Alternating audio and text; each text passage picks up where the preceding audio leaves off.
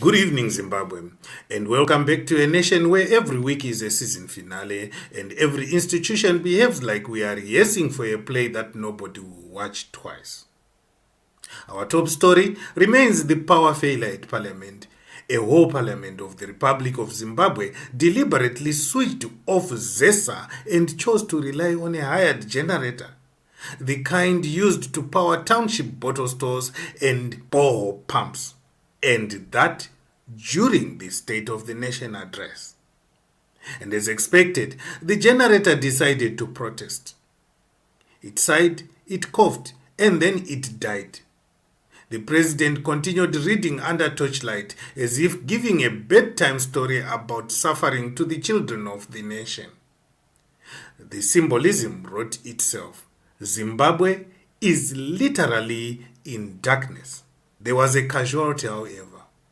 Abel Gurupira, managing director of ZETDC, was suspended. And usually, in Zimbabwe, suspensions mean firing.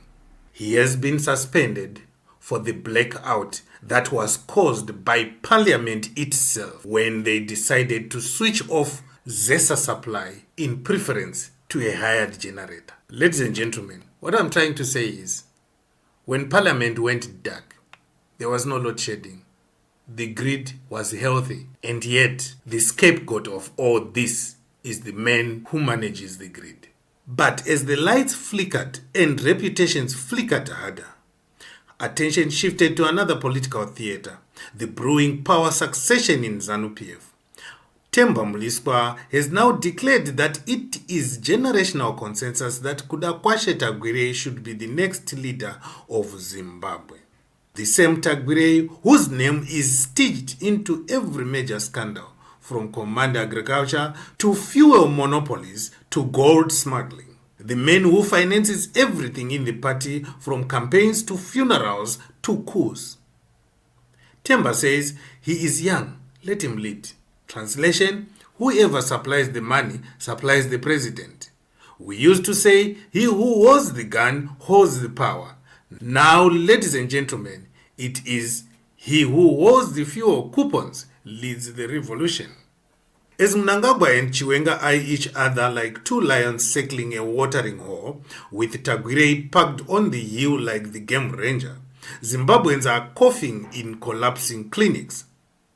The health sector is in a state only described as God help us.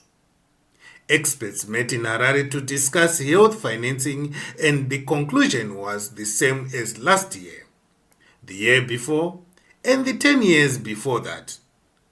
Zimbabwe does not fund its health system anywhere near what is needed.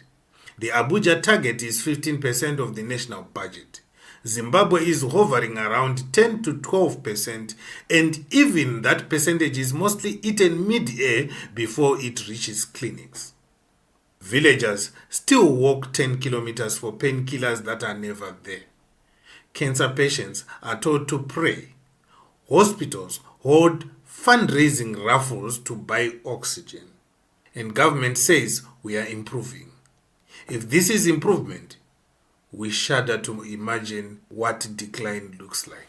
Meanwhile, Varakashi for ED has issued a statement claiming that the SAPES Trust firebombing was not an attack on opposition figures, but staged by them for donor sympathy. Meaning, according to Varakashi logic, Job Sikala and Tendai BT decided to burn down their own press conference venue just to trend.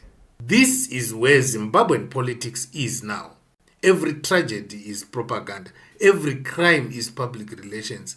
Nothing is real. Everything is narrative. And truth is just a prop stored at the back of the theater behind old Zupko seat covers. We mentioned this in yesterday's bulletin, that it will not be a surprise if Ibo Mandaza himself will be arrested for engineering the attack. At the same time, teachers under ATUS and activists under ZSM have drawn a line in the sand. They say Mnangagwa must not extend his stay in power beyond 2028. They call it a constitutional coup. They reminded the nation that when Zimbabwe voted for the 2013 constitution, term limits were not a suggestion. They were a promise, a safeguard, a fence against kingship. They pointed out that during Mnangagwa's time, 50,000 children dropped out of school in 1 year. Teachers are broke, schools are crumbling. Freedom of assembly has been as good as banned. And they said plainly, Smith tried to stay forever. Mugabe tried to stay forever. They failed. Mnangagwa will also fail too. In the justice sector, Judge Nevakatiyo is accused of passing judgment in a case he did not even hear, meaning justice is now done by telepathy. The Judicial Service Commission recommended a disciplinary tribunal, but Minister Ziyambi is allegedly delaying the process to protect the judge because Katiyo is considered politically loyal. This is how a judiciary becomes a rumor. Once justice becomes a favor, the law becomes a joke and the constitution becomes decor. Which goes on to say, whatever judgment he issued was an instruction from the above. Meanwhile, in the streets where politics does not matter but survival does, armed robbers continue to terrorize commuters at the Simon Mazorodze flyover. Police arrested one suspect. The other 5 escaped into Pioneer Cemetery. Zimbabwe is now a country where the living run into the dead for refuge. Even ghosts are tired. Across the continent, 10 European tourists and their pilot died in a tragic plane crash in Kenya. A reminder that life remains fragile, unpredictable, and deeply human beyond political theatrics. In Gaza, Israel has continued with strikes despite US brokered ceasefire still technically in place. More civilians killed, more rubble, more grief. Humanity continues to suffocate while world leaders debate vocabulary, ceasefire, truce, retaliation, peace, words with no oxygen.